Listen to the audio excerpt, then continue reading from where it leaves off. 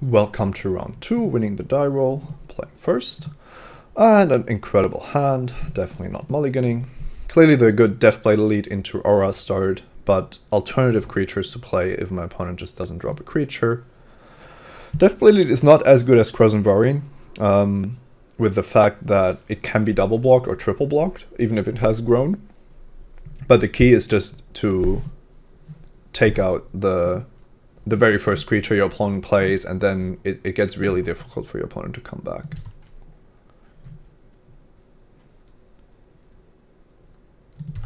Also, being on the play with Deathblade Elite is quite valuable. Playing against white, I have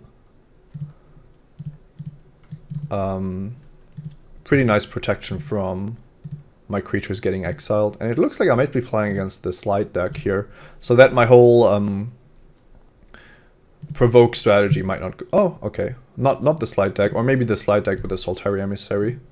But either way, I can now either Armadillo Cloak my Deathblade Elite, saving on mana, or Brilliant Halo my Deathblade Elite.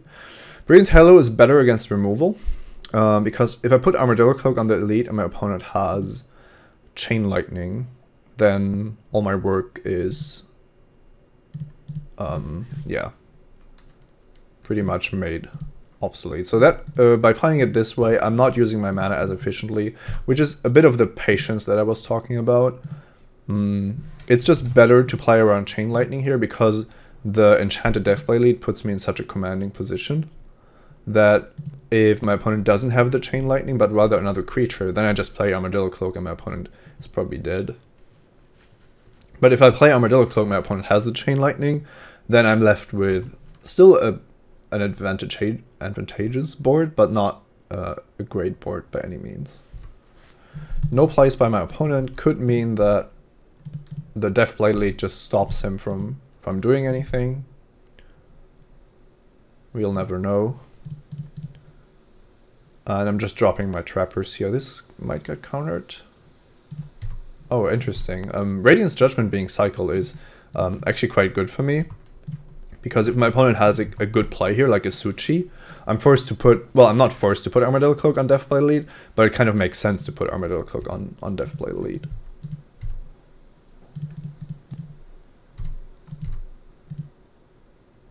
I'm just playing this very aggressively here. But not, I'm not playing Armadillo Cloak if I don't absolutely have to. I think this is probably the time to hold back on the plains. No need to show my fifth land here. Scaring my opponent a bit, maybe. At some point, Wildfire or Burning of Zinnia, I think, is in the set. Could be relevant. I'm confused by this Solitary Emissary. Otherwise, my opponent's deck looks really like a Slide Rift deck. And we've seen a late Astral Slide in Pack 3. So that's definitely an option. There's the Chain Lightning. That was a late one. Opponent finally found it.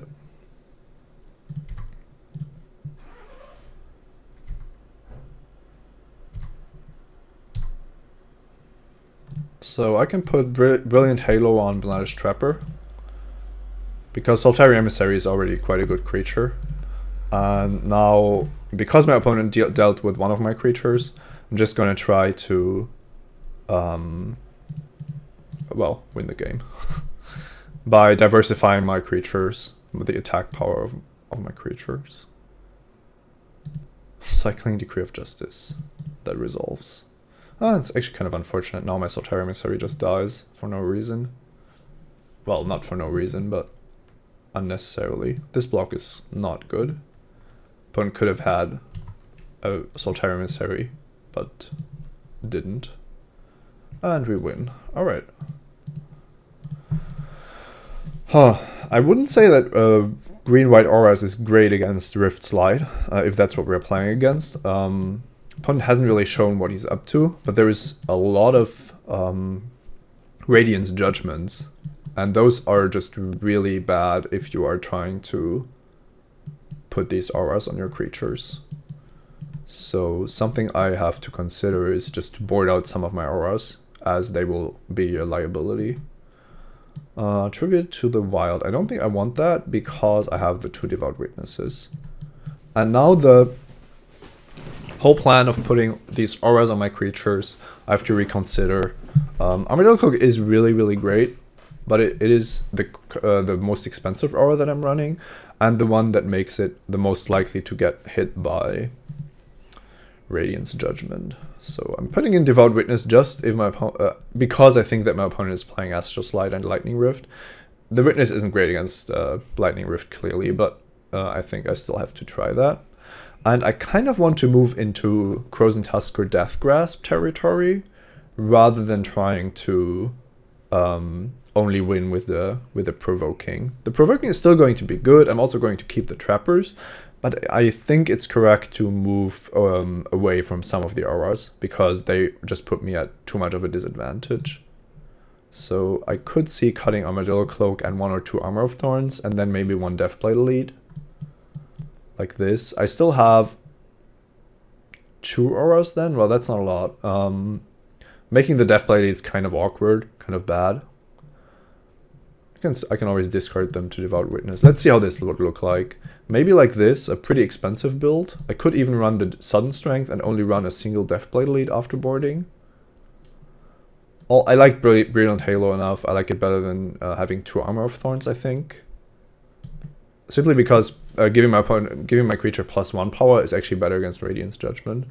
So, kind of like this setup. Even though it's a bit more expensive, I think that should be fine.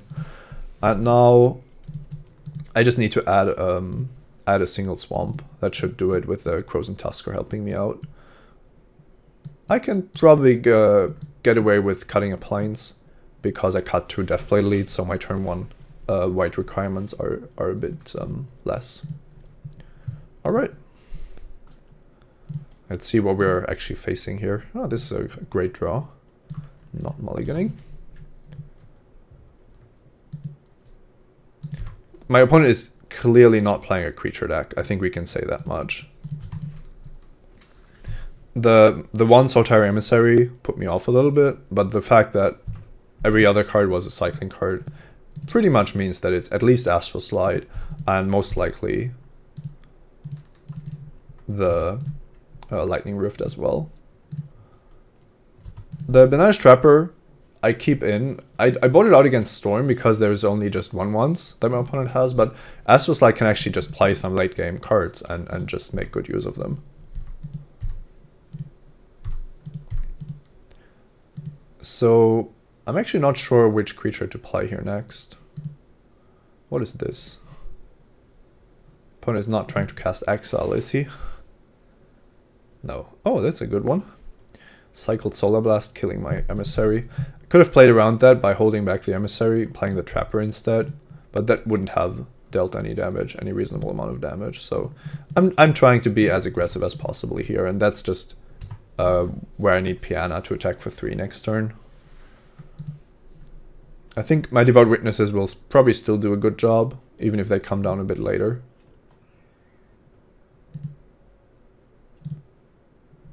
Alright, there it is. Astral Slide is down on the battlefield. I already know that I will need 4 lands in play. The big question is if I have time to delay the Devout Witness and play Wild Mongol and Banish Trapper instead. I think it's too important to get the Witness on the table. I could hold back the Forest because next turn I'm going to activate Devout Witness and cast Wild Mongol. Or if the Witness dies, well, if the Witness dies I might want to Witness plus Wild Mongol, so I have to play the land. So now I'm getting really punished if my opponent has Lightning Rift plus Cycling plus Kill my Witness. But clearly Slide plus Rift is just tough to beat. Then I need the Wild Mongrel and hope for the best.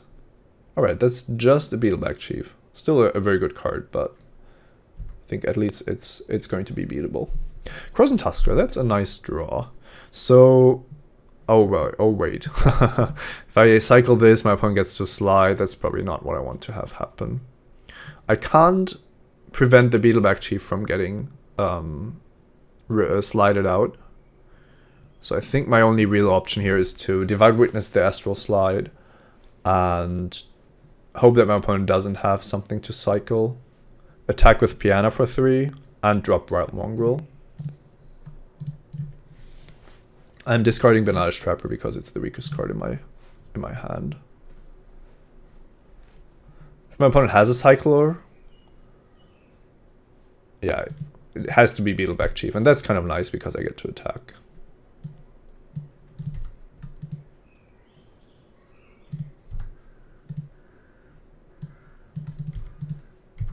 See if my opponent wants to chump block. Nope. That's actually very good because I have the Death Grasp to potentially burn my opponent out at some point. The white-red Astroslide deck usually has Terror's Faithful. But well, oh wow, what's going on? Rites of Initiation in the slide deck? No. That would have been quite scary. So here, this is probably the time where I cycle Crozen Tusker for a swamp, just to have the Death Grasp available. I don't want to play the grasslands, but I might want to attack with all my creatures. Piana gets killed by a 3 power block, but then my other creatures are pretty safe. My opponent could kill Devout Witness with a triple block. That's fine. My opponent can't ever kill Wild Mongrel, basically. So the only question is if I cycle Crozen Tusker before attacking, so that I have one more card that I would want to discard. No, I can always just cycle the Tusker, I think. My opponent isn't going to do something crazy, I hope.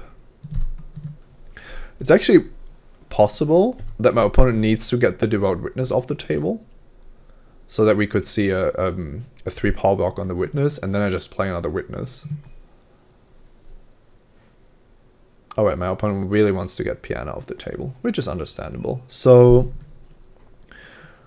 I either kill the Chief and a Goblin or 3 Goblins. 1/1s, well, 2 1/1s are better on defense than a single 2/2, so I'm going to just kill as many Goblins as I can. I'm dealing 6 here, and I think that's fine. I shouldn't try to deal more damage with the Wild Mongrel, because if I do that and my opponent has something to deal with the Mongrel, yeah, it's just a big disadvantage. But if my opponent doesn't have anything against the Mongrel, I'm very favored here anyway. I could delay the Tusker by 1 turn, playing 1 more Devout Witness, and now I could just actually plan to get in for another 2 points next turn, and then Death Grasp my opponent out, which means that I'm just playing everything, not holding back any more cards to deal extra damage, but rather just getting these cards onto the battlefield to burn my opponent out. Kind of like this position. Terror's Faithful is my opponent's best card here, at least from the regular cards in the format. There's clearly better cards that outright win the game, but Deathblade Lead, probably a fodder for Wild Mongrel, but this is the point where I'm just cycling the Tusker to find my swamp.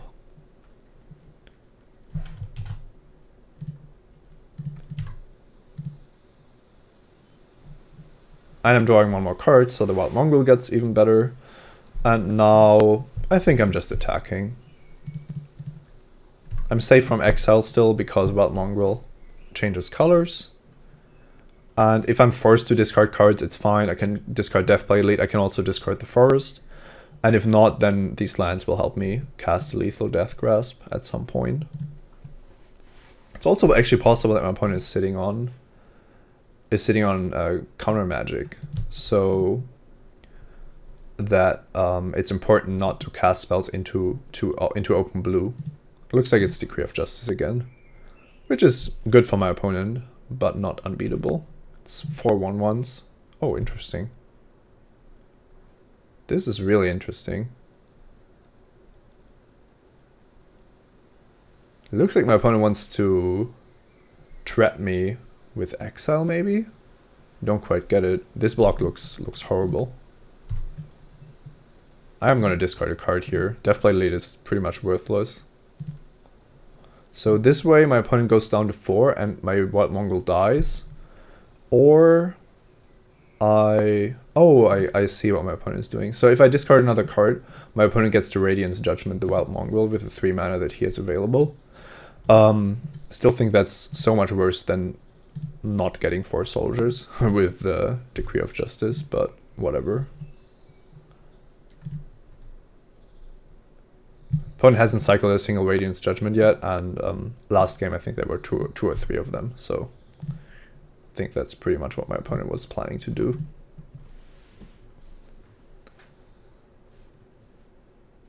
Cycles Akroma's Blessing and the Radiance Judgment.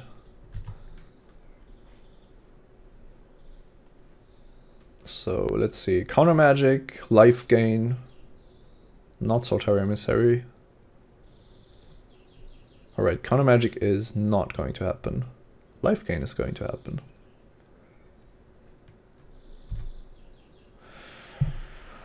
Alright, so if I attack with both of my creatures, the Emissary goes down, the Faithful stays around, my opponent takes 0. I am at 5 burn. 5 points of burn with the Death Grasp. I cannot kill Terror's Faithful and play Phantom Nomads, so holding back the Nomads is definitely correct. If I trade the Emissary with the Witness, I don't think it makes much of a difference if I do it this turn or later. I think I can just do it this turn. I really want to deal at least 2 points of damage, and by attacking recklessly here, I will have the option to maybe do it next turn. It's quite unlikely that my opponent kills both of my creatures, and playing against red-white control, it might actually be it's not unlikely that my opponent just doesn't have a creature next turn. Okay, my Devout Witness died to Spark Spray, so I'm not dealing any more damage here. What is this? Palinchron, maybe?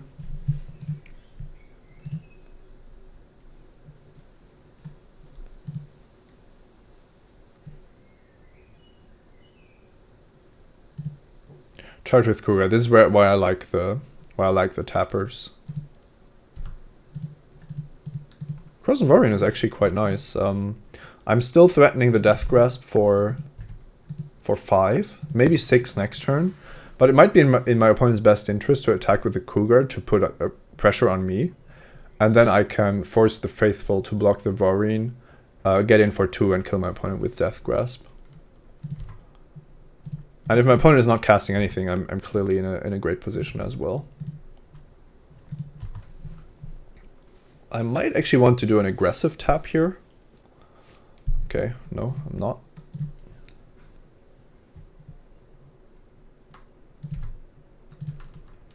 So I'm threatening 6 points of Death Grasp damage. Now I'm feeling pretty confident that I'm going to draw either into 2 lands or the spells that I need to kill my opponent earlier than my opponent is threatening to kill me. I'm gonna cast a Battle Screech. This is the great thing, I'm either drawing lands and the second land I draw is lethal, or I'm drawing spells all the time, which is clearly superb as well.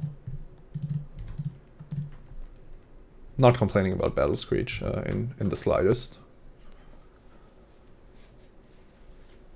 Yeah, now my opponent attacks here, and I could actually block the Emissary with a bird token, but that doesn't seem right. It actually seems right, well, not to block the Emissary at all. Yeah, charge with Cougar. I can double block with Varian and a bird. Yeah, I'm just gonna take the damage. My opponent isn't going to kill me here, and the 2 birds threaten lethal over 2 attack steps, so that the Death Grasp is not actually needed.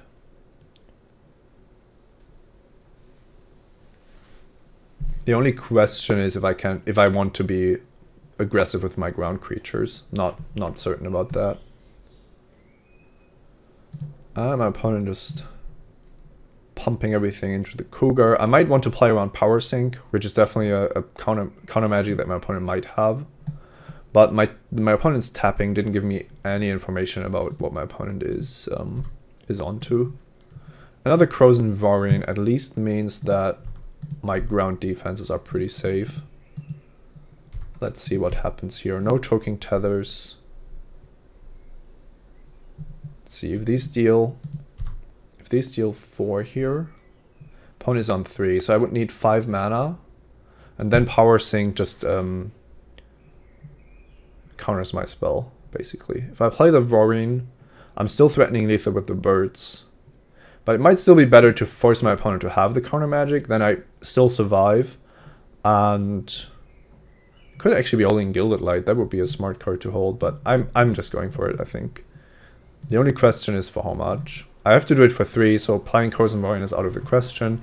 And I don't have the mana to play around Power Sync. If my opponent cycles and has a Power Sync, he might have Power Sync for 2 or 3, and I can play around that. So I think it's correct to just do it for the minimal amount here. If my opponent has a Renewed Faith, then that would also save him. And by not paying all my mana into Death Grasp, I'm actually allowing my opponent to only cycle it, but that might not actually be the best. No, I just got there. This was interesting. Because of Renewed Faith, it might actually be better to just pay all my mana, because my opponent is much more likely to have a Renewed Faith in his deck than a Power Sync. Yeah, I don't know. I didn't see any blue cards anyway. Probably just some cyclers. So yeah, I think it's fine to Death Grasp there. Probably it's better to do it for the full amount. Even if I play the Goertzen Varian, I think I'm pretty far ahead. And the 2 witnesses were great to have because Astral Slide is very, very good otherwise. All right, see you in the finals.